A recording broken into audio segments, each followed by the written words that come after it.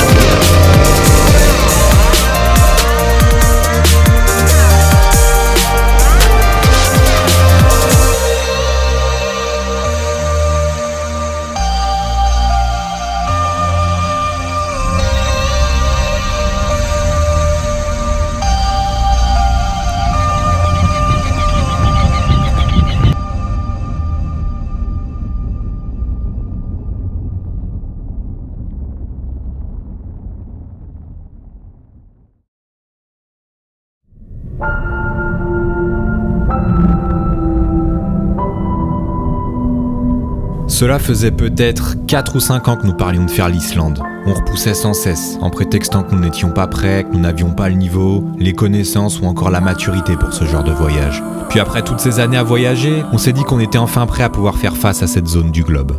Mais comme tu as pu le voir au cours de ces 13 derniers épisodes, cette terre de feu et de glace ne nous aura pas épargnés. Elle nous aura poussés à bout, parfois même jusque dans nos derniers retranchements, que ce soit dans l'espoir, la colère, l'espérance ou encore la motivation.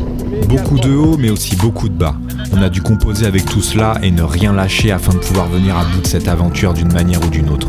En tout cas, ce voyage m'aura permis pour la première fois dans ce domaine de prendre conscience que malgré un travail acharné en amont sur le sujet, les choses ne se déroulent pas toujours comme on le souhaiterait. Attention, j'en ai jamais douté, mais là faut avouer que celui-là c'était quand même vraiment abusé. C'est également la première fois durant un voyage où le doute s'est réellement installé dans ma tête.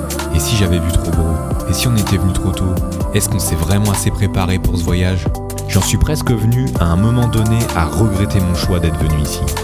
L'abandon d'une certaine partie de l'itinéraire a été difficile. Mais il a fallu faire un choix, et ce choix a justement laissé place à l'improvisation. Je dois avouer que d'une certaine manière, j'y ai pris goût. En tout cas, preuve qu'en ne lâchant rien et si on est entouré de bonnes personnes, on arrive quand même à composer avec les imprévus, les problèmes et à s'en sortir. Si je devais décrire ce voyage en un seul mot, ce serait satisfaction. la satisfaction d'avoir pu réaliser quelque chose qui me tenait à cœur, la satisfaction de découvrir de nouveaux aspects de moi-même, la satisfaction d'avoir réussi à solutionner de nombreux problèmes, la satisfaction de pouvoir voir ce dont on est capable d'endurer, mais aussi et surtout la satisfaction de voir à quel point notre planète est vraiment magnifique, surprenante et que l'on est insignifiant comparé à elle. Ce voyage m'a fait mûrir, plus que les autres d'une certaine manière, parce que je sens que je suis en train d'arriver au bout de quelque chose me concernant, même si la route est encore longue. Un très grand merci à Revit, Enduristan, Nex et Evidutis pour leur confiance et leur implication dans ce road trip. Sans eux et leur savoir-faire respectifs, on ne serait sûrement pas venu à bout de cette aventure, ou en tout cas pas dans ces conditions-là. Et bien entendu, un grand merci à toi de nous avoir suivis durant ces quelques mois à travers ces 13 épisodes.